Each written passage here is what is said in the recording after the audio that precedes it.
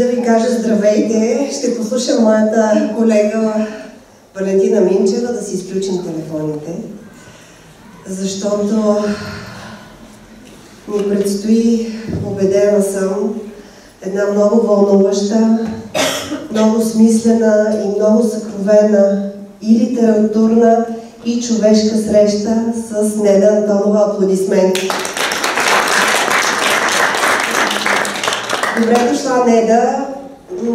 Позволявам си да си говорим на ти, защото се познаваме от достатъчно дълго време. Покрай писането ти, покрай моята работа в радиото. Казвам се Миглена Стефанова. И струва ми се, че без теб, без Неда Антонова, този разговор няма как да се получи. 15 май, какъвто е днешния ден, е един от неформалните празници на българите. Защо? Защото днес ние изпращаме своите зрелостници, своите абитуриенти. 15 май, както се казва, се усеща дъха на бъдещето. Според една ужасяваща обаче статистика от последните години, голям брой деца и младежи се борят със своята тревожност, се борят с депресия, тъга, социална изолация и други отрицателни емоции. Нещо повече, всеки ден един млад човек у нас прави опит за самоубийство. Преди 10 години 308 деца са се опитали да сложат край на живота си, от тях 271 са момичета и 37 момчета, като трагично са завършили 3. Най-честата причина, казват експертите, е факта, че младите хора не са научени да се справят с любовната мъка. Защо ви го казвам всичко това? Защото Неда Антонова е една от малкото обществени личности с много силно присъствие в живота ни. Бие силно камбаната за този тревожен и тежък проблем. И това се случва в нейния последен роман "Моят любовен август, едно пътуване до ръба на живота". Неда, писането, казват, е като хирургия без упойка. Защо искаш да си причиняваш тази болка, да пишеш? Да. Ето. Ако искаш. Само секунда.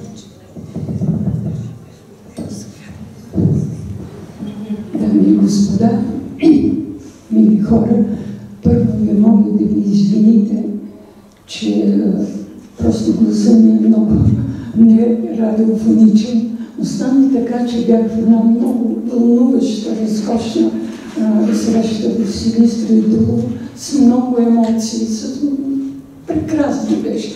И на тръгване колата с отворен прозорец, аз съм задрямала, то как бях умрела и се прибрах търговище на Стинов.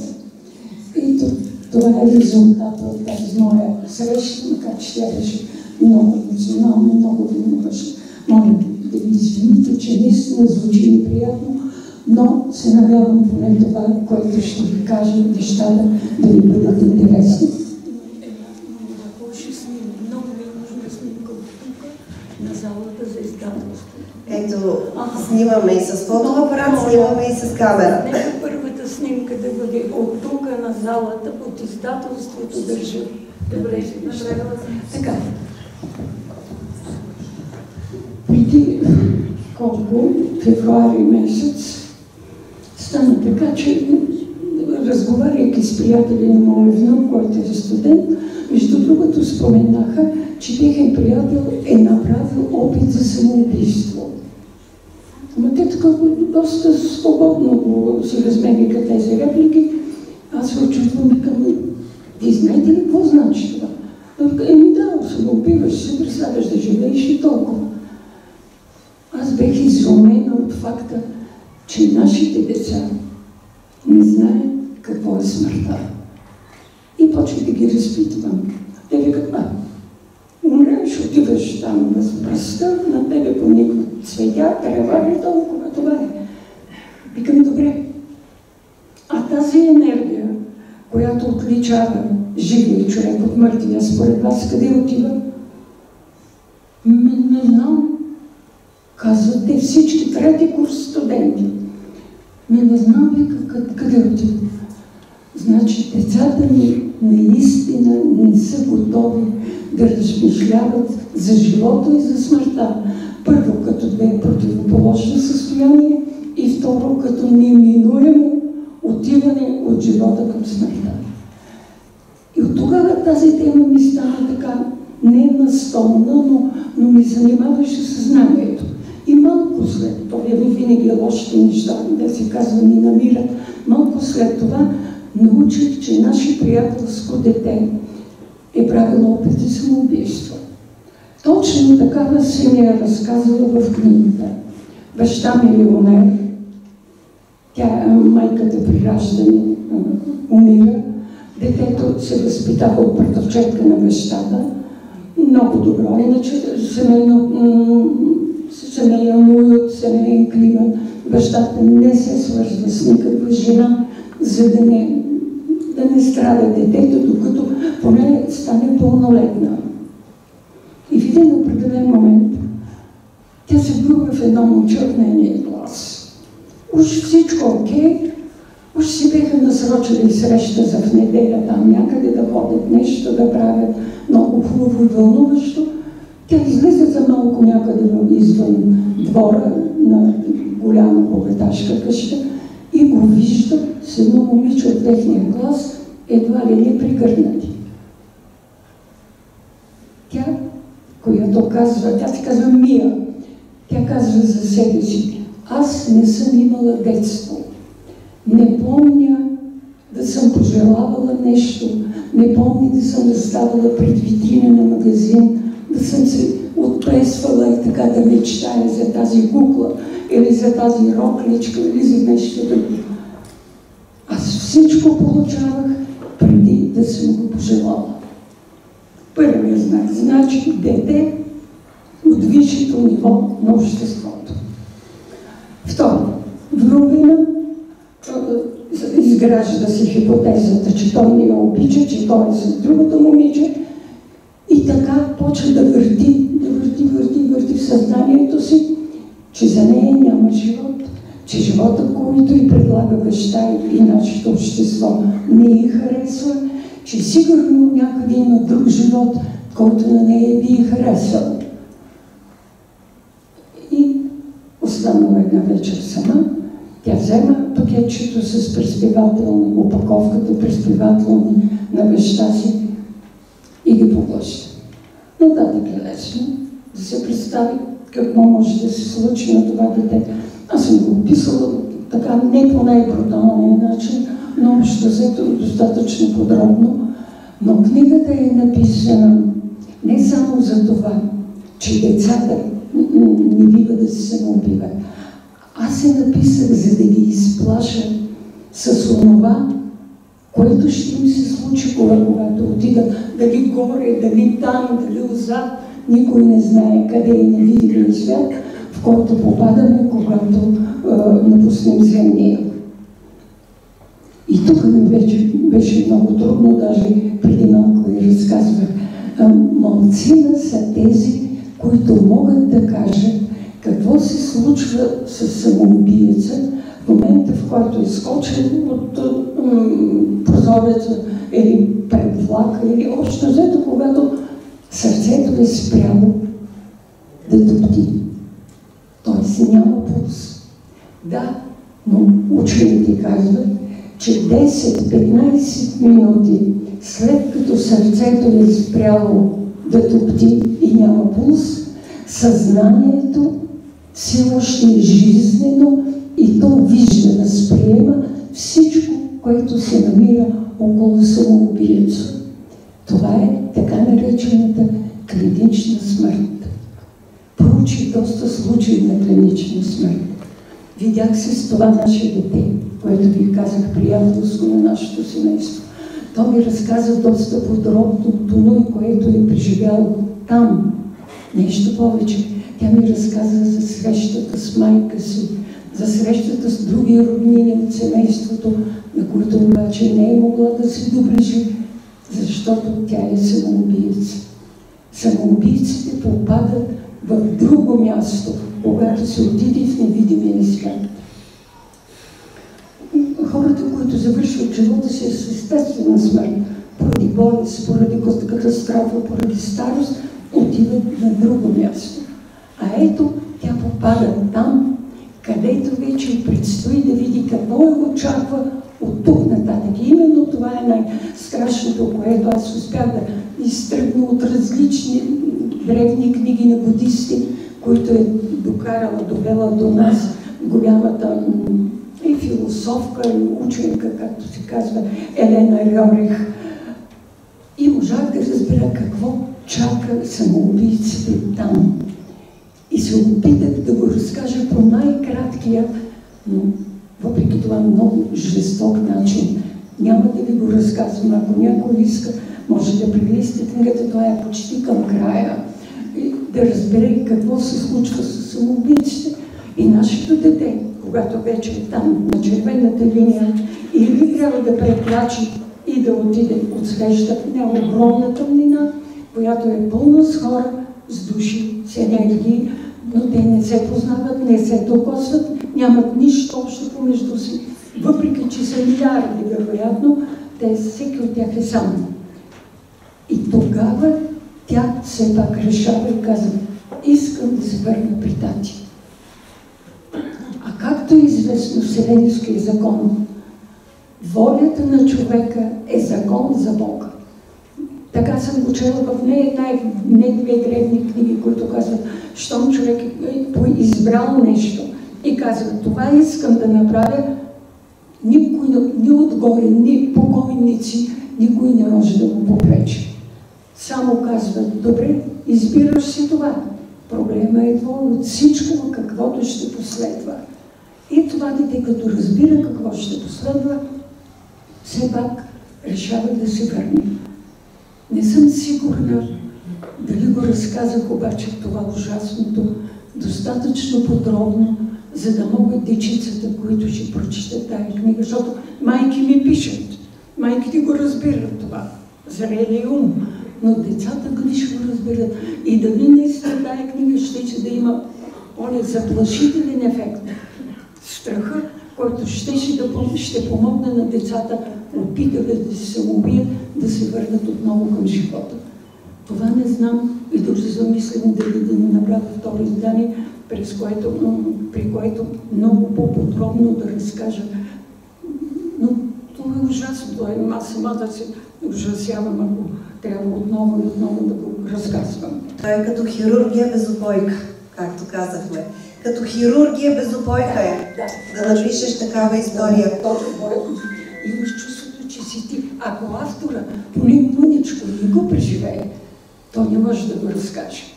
Например, тук има мъже да ме извинят, когато мъж разказва за родилни болки, аз винаги се усмихвам. Защото той разказва нещо, което му е казвано. Казва му жената: ах, умирах, просто исках всичко да свърши, исках и така да умре и да престане тая непоносима болка. Колко той да му казва, що не може да си го представи, защото не това е преживял. Ето това искам аз да пиша на децата. Какъв избор правят? Те веднъж завинаги се лишават от правото на всякакъв живот. Те се връщат обратно, надолу, докато стигнат до позицията на капка, оная първа капка, в която е възникнал света. И там отново тръгват нагоре, докато стигнат, станат животно. После в животната имат иерархия. Много сложно и неприятно.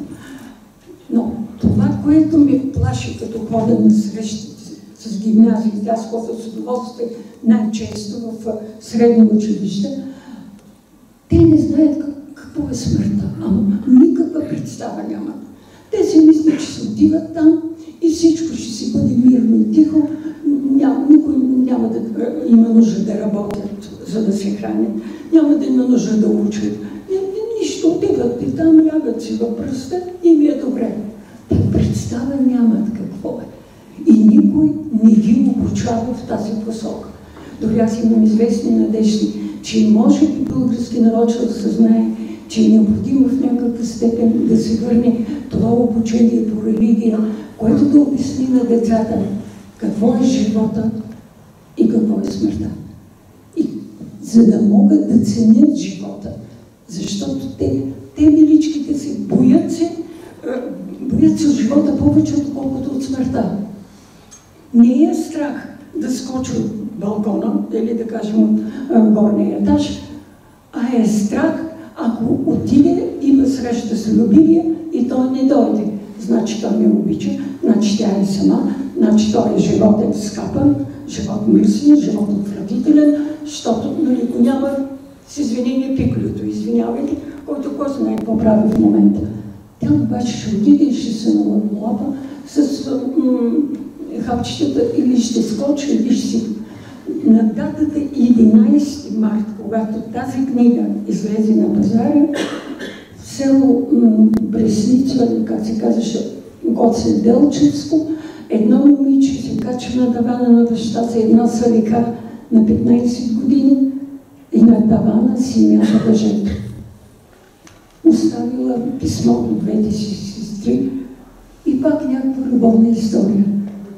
Защо нашите деца не могат да преодоляват самотата, не могат да преодоляват душевните страдания? Защо поколението и моето, и вашето, предполагам, по-рано не ни е било по-лесно, но някак си успявахме да го преодолеем. Сега най-лесно е, защото нещата не стават така, както тя или той иска. Най-лесното е край и толкова. Господи, какво ги чака там? Как да им го внуша?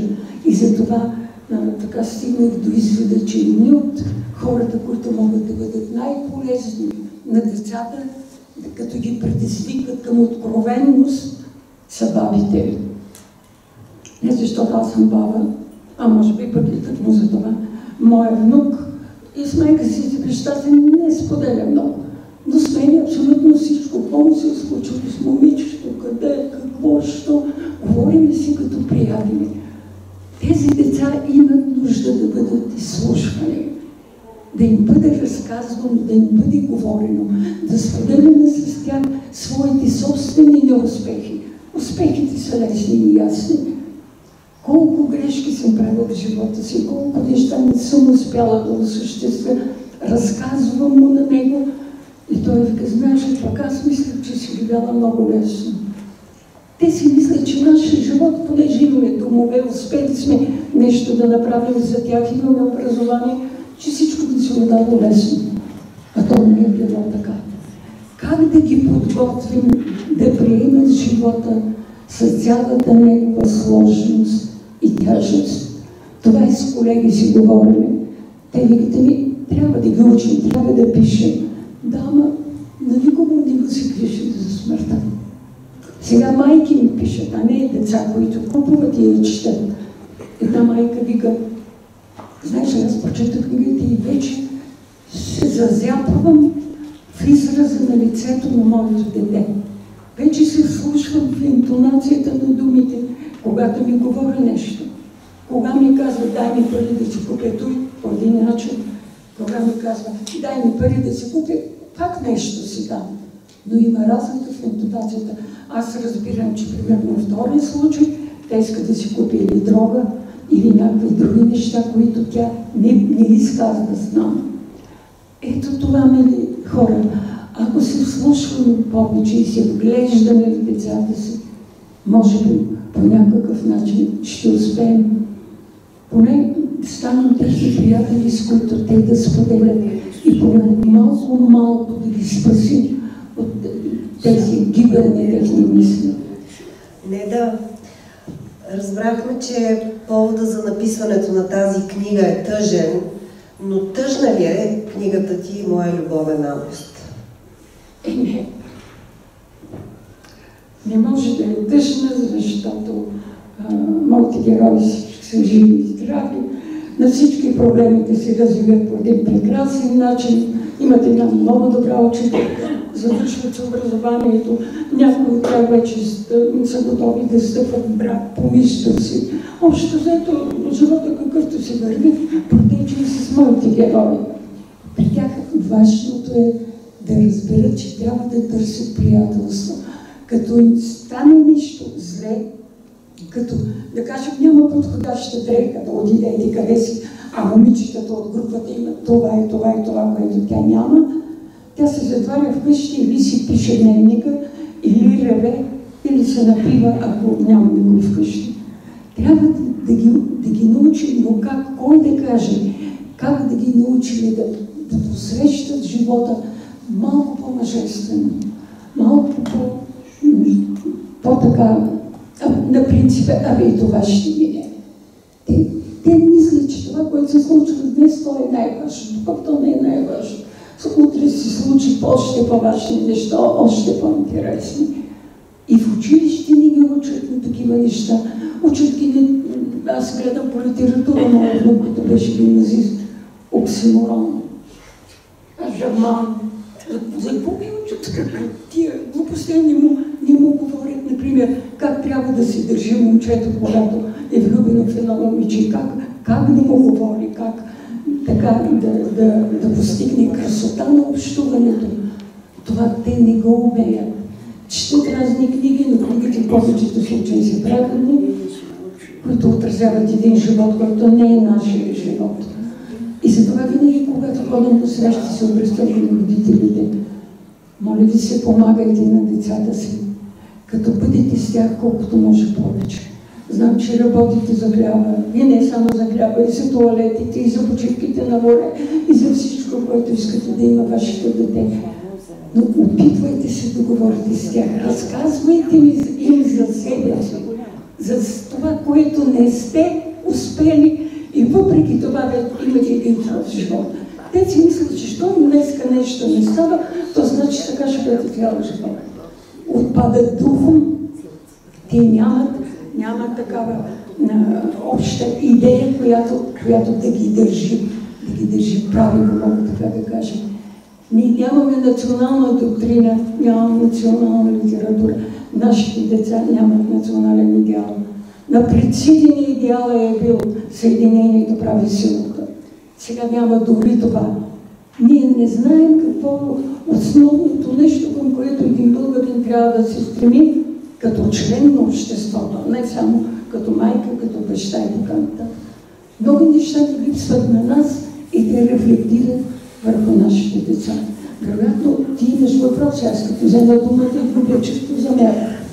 Аз обаче виждам, че в публиката има реакция от твоите думи и със сигурност, може би, има и въпроси или нещо, което искате да ни кажете, към Неда Антонова.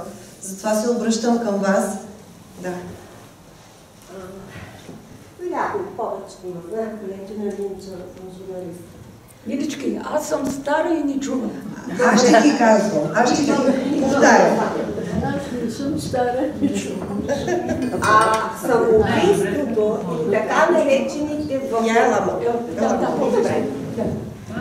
самоубийството и така наречените суицидни събития, явления в медицината са обект на психиатри. Преди да не сбъркам годината, защото нашите управленци, независимо в коя област, нямат интерес от статистика, защото там е истина.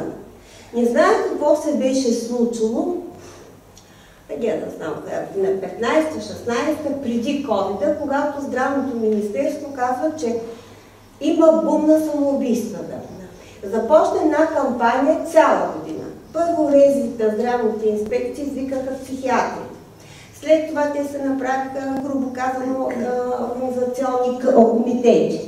Събраха семейните лекари, които да си видят листата и започна едно обучение как да се разпознават хората, които имат проблеми и евентуално имат наклонности. Това го казвам в скоби. По една или друга причина да пиша за самоубийствата се е случвало по чисто медицински такива събития. Обаче ще ви кажа нещо много интересно. Началото на здравната каса се създаде 2000 година. Малко след това, 2002 или 2003, се организира един форум, подобен регионален, национален, тук в хотел Шумен, обаче бяха направили, тематично разделиха семейни лекари, специалисти, педиатри и прочее. И в една от залите погледна, че това и отделно имаше форум на психиатрите за самоубийства. И тогава аз от тези, значи преди 25 години, не помня повече някой тази статистика и анализ да е правил в България. Дойдоха специалисти от Здравното министерство и Националния център по здравни знания, където е статистиката. Дойдоха психиатри, психолози, защото са различни неща. И социолози. И едно от нещата, което е много любопитно, аз не знам дали го знаете, тъй като ние сме многонационален, но с много етноси народ, проучването засягаше какви са причините за самоубийство при различните етноси. Вече беше започнала кризата, безработица, съкращение, хората емигрират по финансови причини. И тогава те казаха нещо много интересно, че най-често се самоубиват хора лабилни, независимо семейен конфликт, съкращение от работа, бедност, фалити, почнаха банковите фалити тогава много, българите. При турския етнос това, че е съхранил, все още има религиозност и със строги законите си става много рядко самоубийство. Най-интересното е природа. Там най-рядко се случва и когато се случва е само по една причина. От любов. Ние бяхме в шок залата. Да, казва, нито един ром няма, който да е съкратен, да е останал без имущество и да се е самоубил. Но това, което аз лично преживявам, защото вие сигурно сте го проучили във всички религии, е обяснено, че самоубийците не се погребват в гробище, те са извън. Когато по други причини тръгнах да говоря последните 15-20 години с кметове в селата за някакви землища, искат пътища до гробищата и други такива социални проблеми, в нашите смесени райони редовно има турско и българско гробище. И от дума на дума, тъй като българското население намалява, старите хора ги вземат в града, обикновено се случва там да ги погребат, все повече имаше докладни от местното мюфтийство, което искаше да се разширяват гробищата и т.н. И тогава с свещениците и с ходжата говорят и казвам, знаете ли, при българите самоубийците започнаха да им правят редовни погребения. Докато при нашите хора толкова е силно домашното възпитание и се знаят каноните на Корана, самоубиец имаме рядко, но в гробището няма място. И това, което е написано с хилядолетия във всички религии, будизъм, ислям и т.н., е, че самоубийството е грях. Аз мисля, че защото не се учи история на религиите. Вярно, да имаш знания, където това е описано за всички религии. И всички знаем, че до 41 душата обикаля там, където човека е живял и прочее, и трябва да палим свеж, за да се молим за душата. Тя при тибетците казват сребърната нишка. Тя 40 дни пътува, докато се изтъни и се отдели от физическото тяло. И другото, което ми вълнува, но никой един лекар и свещеник и всякакъв друг представител от друга религия не може да ми обясни, само се усмихва. За не знам какво да кажа, семейство или какво удобство, ние масово взехме да кремираме нашите покойници. Много често младите са в чужбина, предпочитат урната да е в къщи или в гробището и прочее. И аз питам, това не е православната традиция. Католицизма го има. В Индия, знаем, го има. При индианците го има. правейки това, ние ни нарушаваме ли точно това, което Библията пише, че душата пътува 40 дни, докато се отдели от тялото? Не желаят да отговорят. А ако учат децата религия, аз съм сигурна, че ще им направят това впечатление и ще го знаят. Извинявайте, благодаря.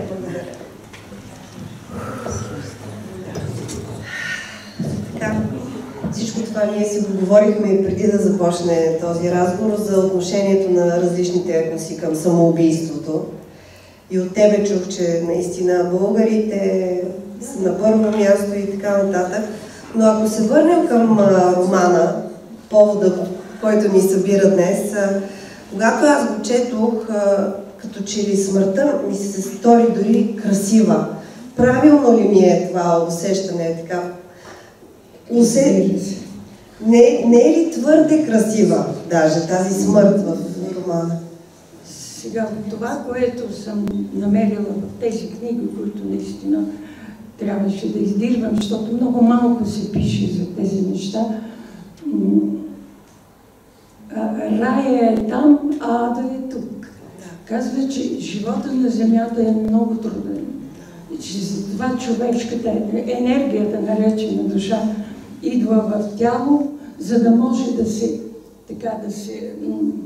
да свикне с трудностите и постепенно свиквайки с трудностите, да се развива нагоре, или както се казва, всички в крайна сметка, едни по-рано, едни по-бързо, други по-късно или по-бавно, всички ще станем звезди. Дай Боже! Така, както рисуват смъртта, е един свят точно толкова населен, като тук. Аз съм описала точно впечатленията на моето момиче, на моята Мия, която отива и вижда какви красоти са в този невидим свят. Нещо повече. Оказва се, че невидимият свят е само на един дъх от тук. Той може да започне ето от тук, ето от там, но ние не го виждаме. Невидимият свят е съвършен. И когато тя си говори с там един от покойниците, които я съпровожда, казват, добре, кое му е хубавото тук? Той вика, тук няма наказание, няма злоба, няма умора. Тук всеки работи само това, което иска. Само тогава, когато иска. Там е работата, че няма случаи, в които някоя душа да каже, днеска не ми се работи, днеска няма да работи. Няма такова нещо. Там човек е съвършен. Разбира се, вика, ако някой не е достатъчно образован, тук ти като дойдеш, тук избираш първо, в книгата съм го описала подробно, какво искаш да правиш? Да се учиш ли? Т.е. да се образоваш ли? Да се лекуваш ли? Да се занимаваш с изкуство ли? Или да се готвиш, да бъдеш откривател, когато отново се върнеш в живот на земята. Така се раждат откривателите. Те се готвят там, а тук идват вече само да въплатят в материя своите открития. Там, например, можеш да изучаваш колко време искаш някакво изкуство. Там можеш да се научиш да свириш, да рисуваш, да скулптираш и да се върнеш готов оттам. Хората, които казваме, че са надарени от Бога, така пишат книгите, аз не съм била там. Те просто там са се готвили и тук просто пристигат и дарбата, която са отработили там, тук и прилагат. Така че дали смъртта е красива, аз мога само това да кажа от прочетенето, че живота след смъртта на повечето хора, казвам на повечето хора, е красив. Защото ако тук си бил убиец и отидеш там, те няма да те горят на жена, желязо или дойно, те просто ще те поставят в условията да преживееш онова, което е преживял човека, по който си убил. И то не еднократно, многократно. Това, което се направил на човека с ножа, да кажем си го, ще го преживяваш многократно, докато осъзнаеш какво си направил. Защото човешката душа, това е равнище на енергия, значи равнище на мисъл. Колкото по-дълго е живел човек и повече живота си превъплъщава, толкова повече неща може и знае. Затова за някой от нас ще се казва стар дух, за друг се казва още млад, неопитен дух, за трети се казва дух на гений. Всичко това значи, че много живота сме го преживели. Когато ме попитат, вярвам ли в прераждането, аз съм написала съм бая книги, всички тези са ми коствали много усилия и затова казвам, представете си как възниква човека. Една капчица от мъжа, една капчица от жената. В тялото на жената започва 9 месеца, расте, после се ражда, после прохожда, после на училище, гимназия, сватби, разводи, всичко останало. Стане на моите 85 години, да речеме, и край. И струва ли си толкова много неща да се преживеят и с това въпроса да свърши? И не може така. Нищо не се прави само за един път. Даже е казано на Рьорих за лекциите, що нещо се е случило веднъж, това означава, че то може да се случи безкрайно много пъти. И е лошо, ако лошо се е случило един път, то ще продължава да се случва много пъти като лошо. Докато накрая все пак успее да се превърне в добро, защото пак закон на Вселената, всяко нещо, своята противоположност, т.е. в своя живот се превръща в своята противоположност. Младия, стар, живия, мъртъв, да кажем, тревата, растенията се превръщат в... Снега не превръща направо в лед. Всичко се превръща в своята противоположност. Но живота, момичета и момчета, се струва да се живее колкото и да е труден, само защото чрез него имаме възможност да ставаме все по-добри, все по-умни, все по-богати, все по-хубави, все по-влюбени, все повече да ни обичат другите. Иначе няма начин. Ако живееш един живот и толкова си добре, какво ще направиш за един живот? Добре, написала съм там един куп книги и какво това.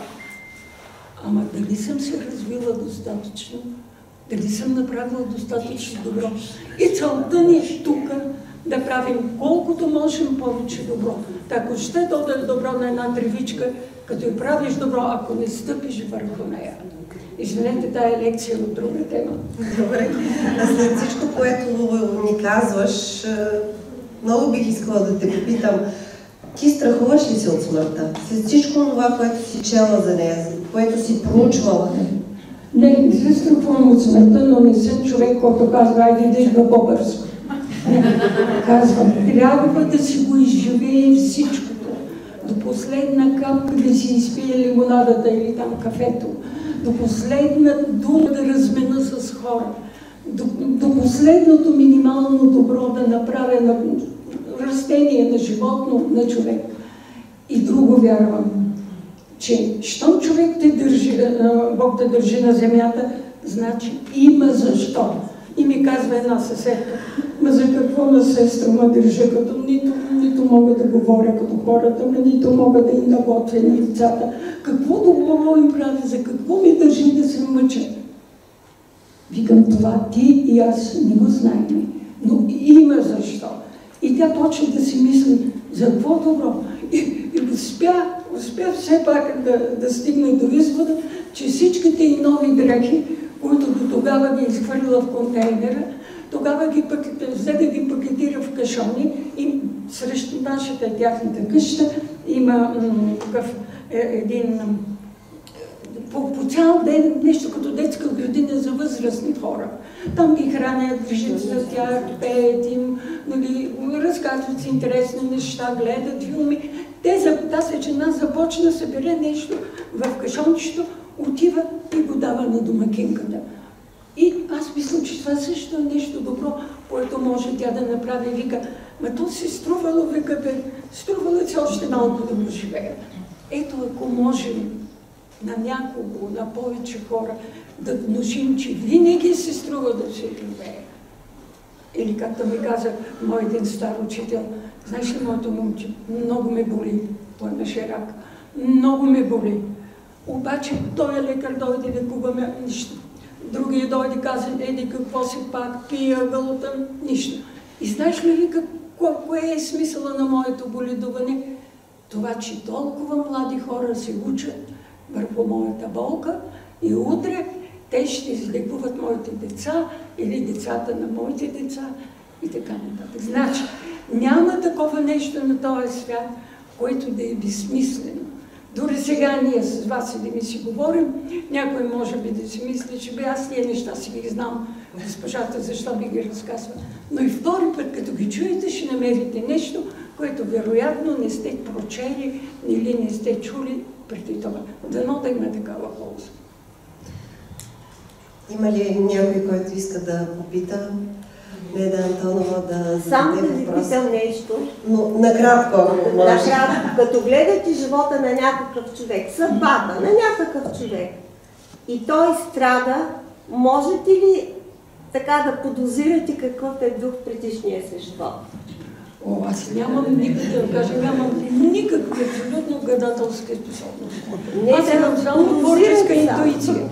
И тук, това, което ми казвате, мога само по пътя на творческата интуиция да се опитам. Ама то много неща на човека са му изписани на лицето. Не само как е живял, а и какви качества имал, кои качества хубави е разрушил чрез пиянство или, да кажем, чрез лош характер. Всичко е написано върху лицата. Ние сме, всеки от нас, една карта, която, ако има специалист, който може да разгледае тази карта и да каже как си живяла и да каже как ти остава да живееш. Макар че ако си живял сравнително бедно, но не много бедно, или да кажем сравнително не си правил големи лошоти, завиждал си на другата, или той можеш вече да си дадеш от малко сметка дали си живяла достатъчно добре. Достатъчно добре в смисъл, достатъчно правилно по отношение на други хора. Дали си причинявал страдания, дали някой е страдал от това, че ти, да кажем, си жив или завистта ни е броя. Има много хора, които броят, които умират от завист само защото не могат да бъдат, например, тебе или някой друг. Това не е. Всичко е от мисленето. Или, както казва една така много умна, учена жена, чипа е тук. Ако те боли нещо, аз съм опитвала на себе си, защото веднъж ми казаха, че имам автоенергия за себе си мога. Като ме боли глава и като държа 15-20 минути ръката, тук главомолието минава. Имам нещо, тук ми, нали, моята възраст е естествено. Тук ме свие, там ме пробудеят.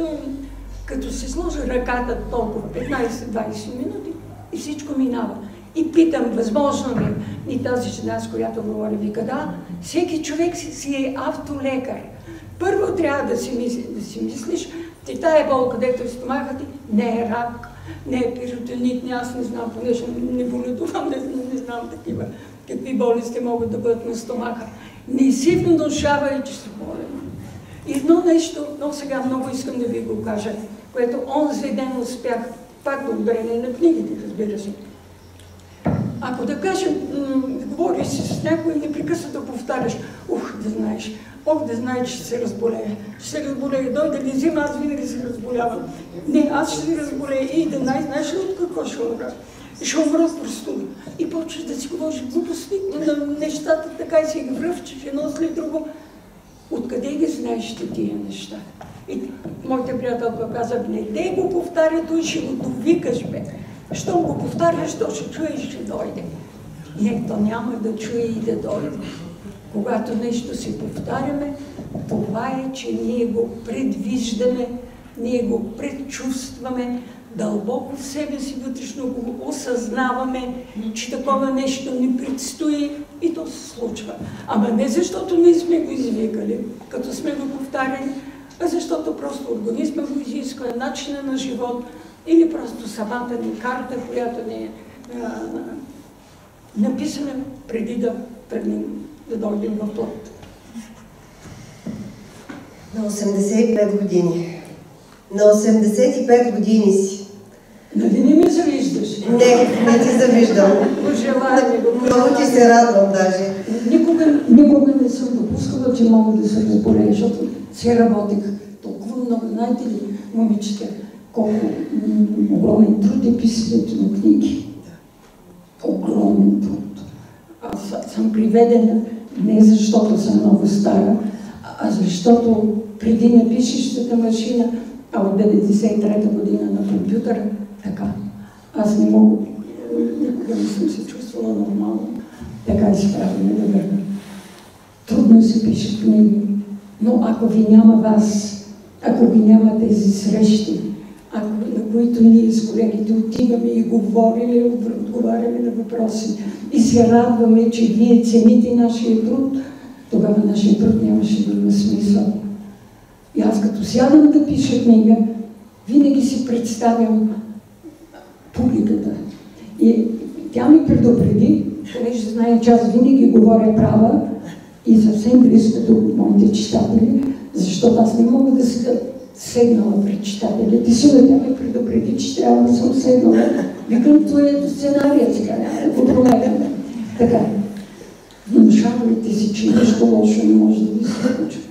Дори когато се случи, казвайте си, би могло да бъде и по-лошо. Винаги е така. Ако ние сами себе си не инжектираме с жизнена енергия, не ще стане много податливи. Лесно ще се разболяваме и лесно ще падаме духом. Просто не се отчаивайте. Винаги, когато има минимална надежда за нещо, хващайте се за нея. Казвам ви го само от опита си. Това не съм го чела. От опита си, защото така са ме съветвали възрастни хора. Така съм го правила и слава Богу, благодаря. Неда Антонова обаче не е само моя любовен август.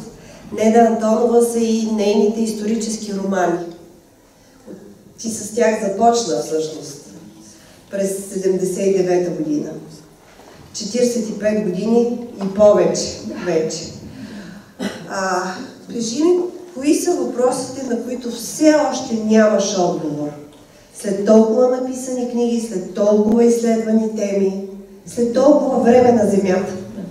Въпросът е един и този въпрос занимава, предполагам, всички хора. Как да прощаваме? Той ти направил такова зло, а Бог иска от тебе да му простиш. Не мога да намеря аргументи. Ето това е. Да търся аргументи, да търся причини, поради които аз трябва да му простя на този човек. Опитвала съм се, някой път съм успявала, даже с един човек едва ли не с 300 зор насилие на психиката си. Станахме приятели и той се оказа добър приятел, но това е непосилно. Но трябва да го правим. Трябва да се опитваме да бъдем колкото можем добри. А в наше време знам, че е трудно да бъдеш добър. Но това поне намалява опасността от заболяване. Просто да свикнеш да си командваш организма. Аз решавам, че повече няма да завиждам на него.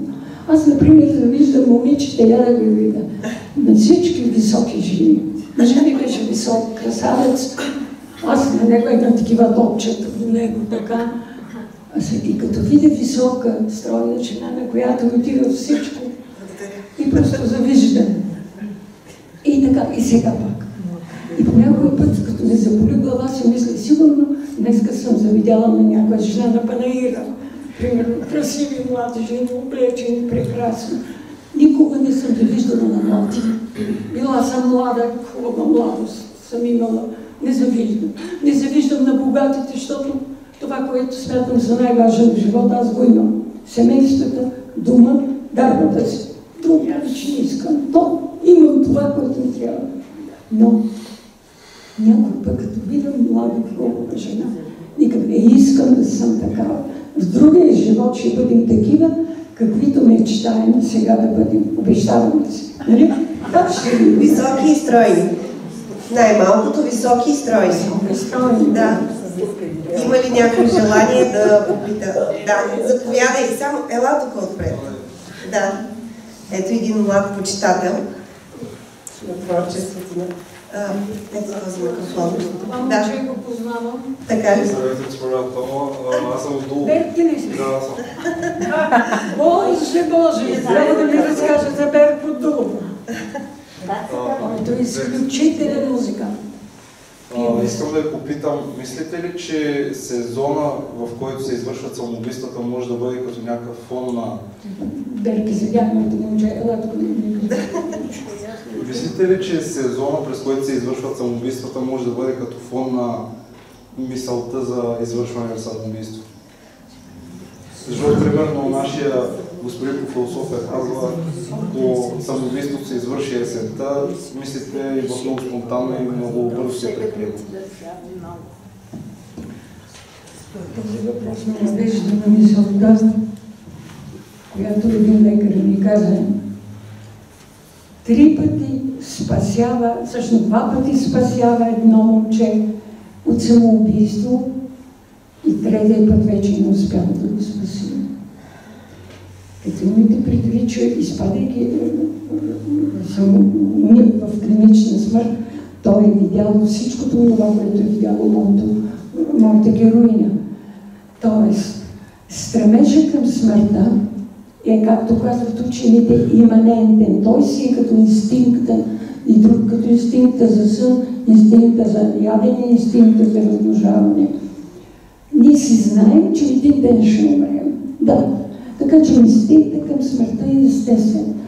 Но все още е непонятно, никой не може да обясни точно какви са психическите процеси на човека в момента, в който той да каже поглъща таблетките. Какво точно става в мозъка?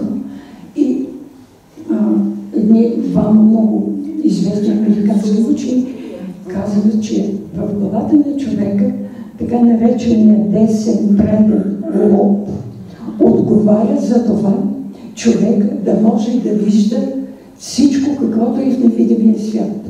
Ама казва, този лоб е развит само у много малко хора, т.е. хората, които виждат невидимия свят. И той от човека ще бъде развит едва след примерно векове. Но той съществува.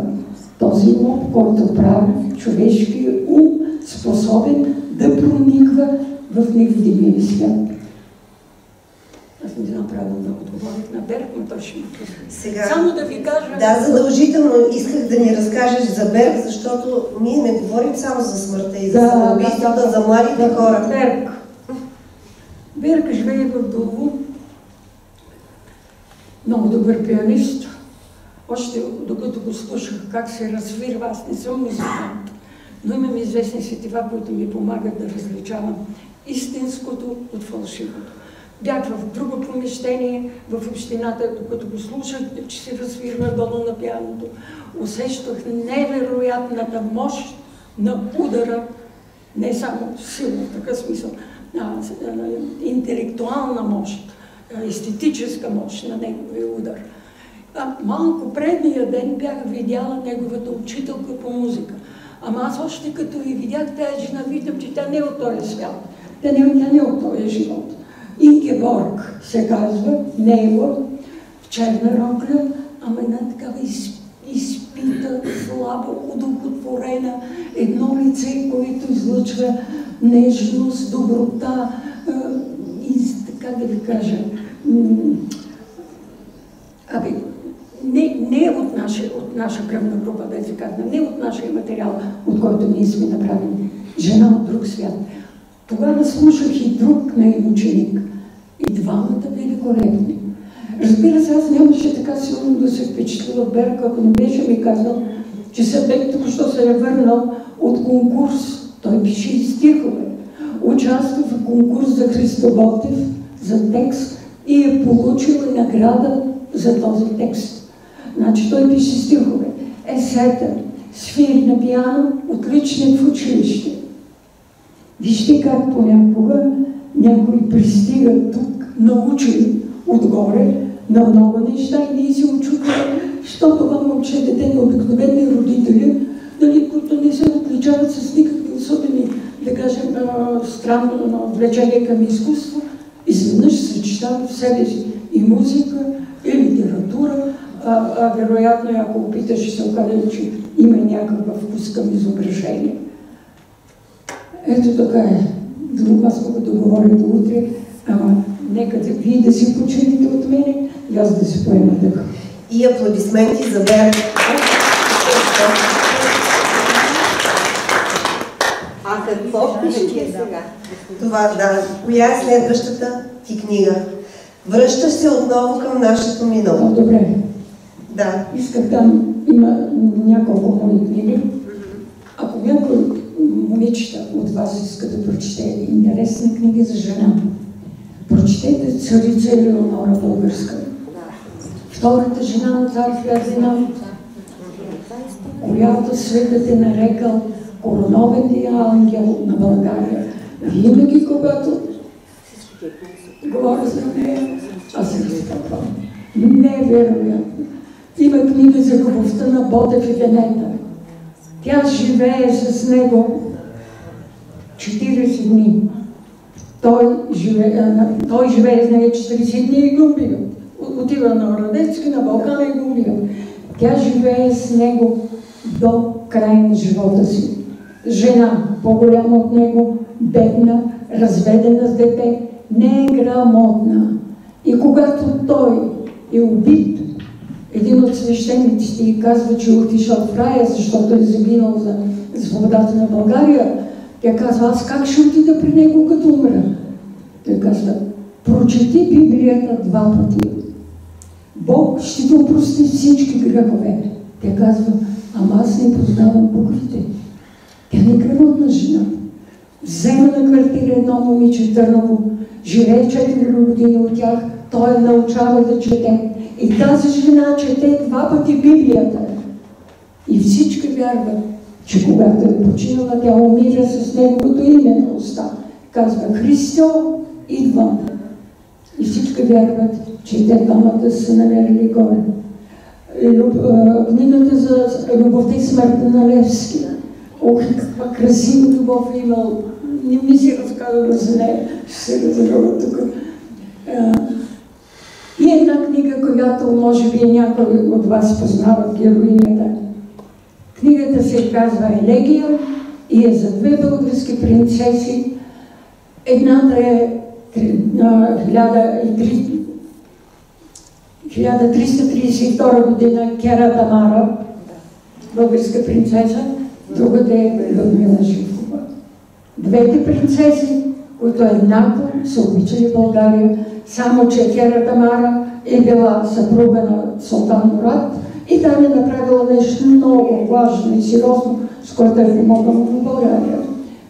Людмила направи България видима върху картата на света с всичките тия международни прояви, в които аз по това ние с нея сме връзници. По това време съм участвала и знам по какъв начин работеше тя. И тук има, които си поне виждали на снимка и познават тази жена. Не беше хубава, не беше особено умна, не беше особено образована, но много обичаше България. И заради това аз мисля, че поколенията ще ми простят всички грешки, които е направила. Извинете, че си рекламирам книгите, но ако имате възможност една от тях да прочетете, не непременно да ги вземете тук, прочетете за Царица. По този повод искам да попитам, защо в София един голям булевард се казва Мария Луиза, а една малка уличка в Софийски квартал носи името на Елеонора българска. Защото Мария Луиза е майката на династията. Тя е родила Борис. Борис е родил Симеон и Симеон също е последният ни цар, макар че вече отдавна не е цар. Така, булевард Мария Луиза е всъщност улицата от гарата, горе до Света Неделя. А Елеонора Когато излезе книгата, ние с моя издател Румелия Лидов направихме презентация на книгата на нейния гроб. Гроба е в Бояна, до Боянската църква. Дойдоха много хора, валеше, беше много приятно, но странно дойдоха много хора, почетоха я с внимание и никой от двореца Врана. Ние изпратихме покана, обяснихме всичко, каквото трябва, нали, че нейната памет е свързана с цялото българско царско семейство, но никой не дойде, но цвете ни изпратиха някои от слугите им да сложи на гроба. И на нейно име така кръстиха някаква минимална уличка в Красна Поляна ли беше, вече съм го забравила. Тя си пожертвала живота за България. Момичета, представите ли си? Тя е била санитарка във военна болница на първата бойна линия. Тя е пишела писмата на болните, на умиращите. Тя е значила подлогите на тежко ранените. А тя е била царица. Когато се е питали защо го прави, тя казва: нашия народ не се заслужава. Аплодисменти.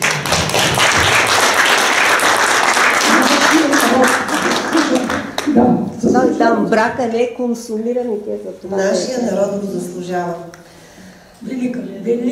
Всичките си бижута продава, за да строи. Всичките си бижута продава, много бижута имало, за да строи болници, за да дава стипендии на сираци от войните, за да строи дом за градоболни деца, край Синоград. Всичко, каквото е имала, кой е продала за България, накрая е погребат, както е пожелала, с една бяла обикновена рокля, без никакви украшения, и казва: сложете ме в ковчега в светата българска земя. Благодарение на нея запазна всъщност Боянската църква. Точно така, да. Благодарение на нея е запазена Боянската църква. Да, Тя спасява този храм. Тя е обичала да ходи в Боянската църква, тя е католичка, даже протестантка, да слуша песнопенията и да гледа фреските.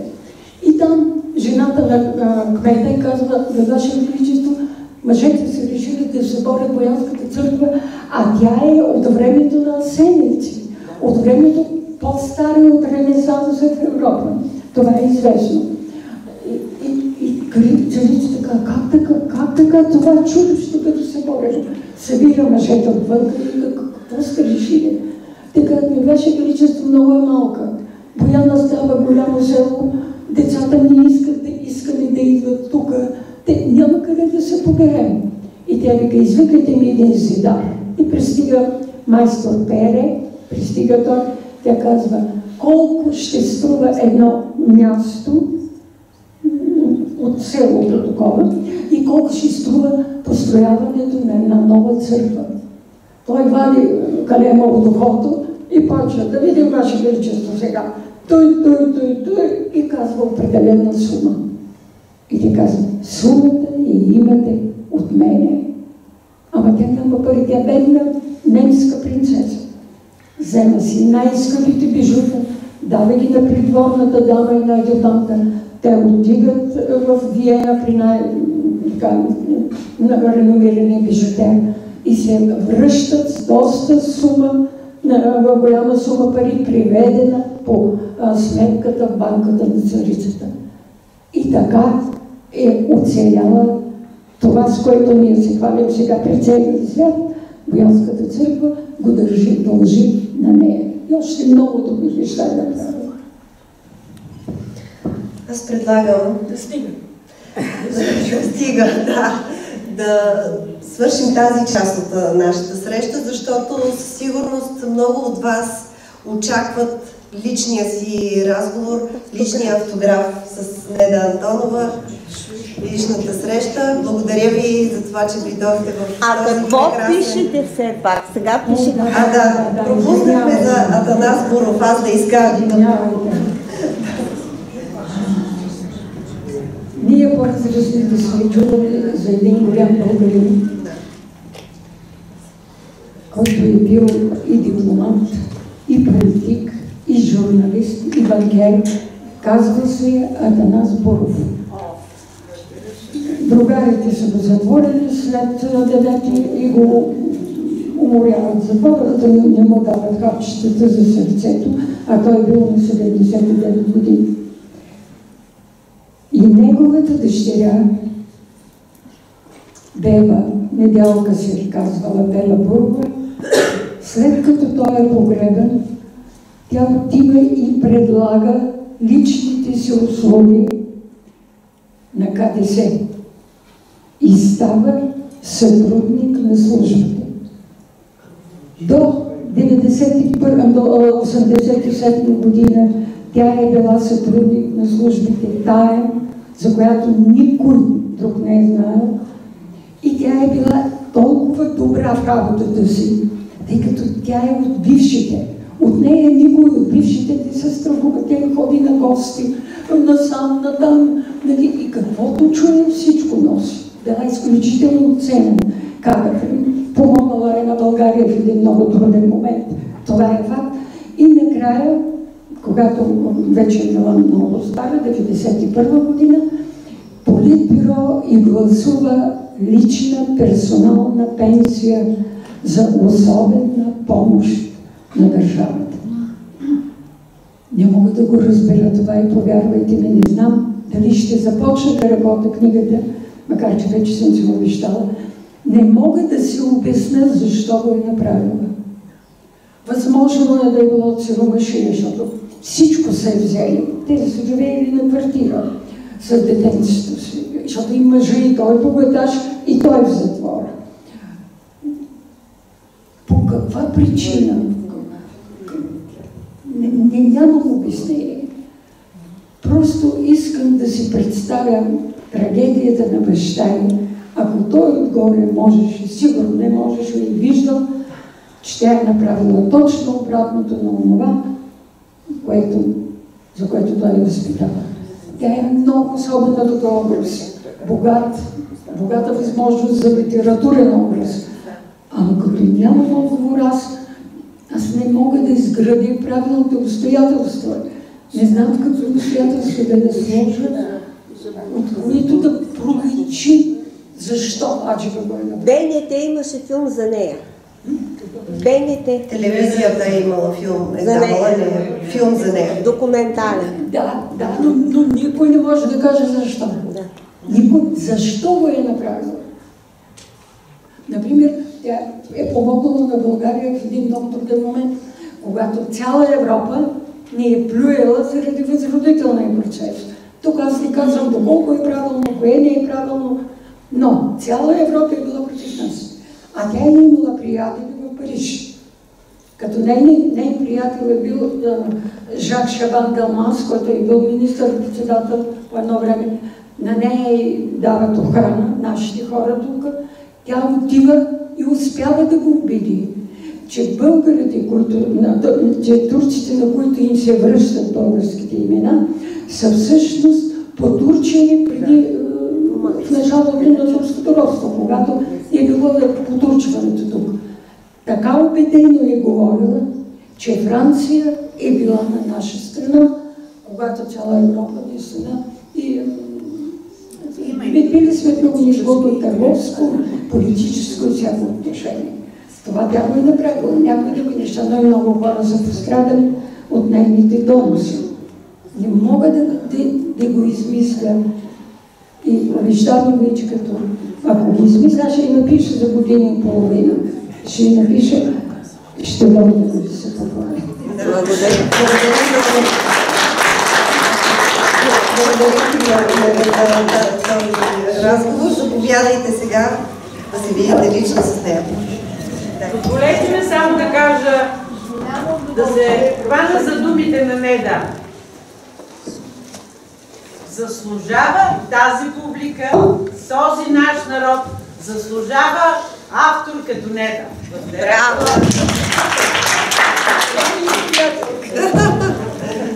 Всички, които спечели сме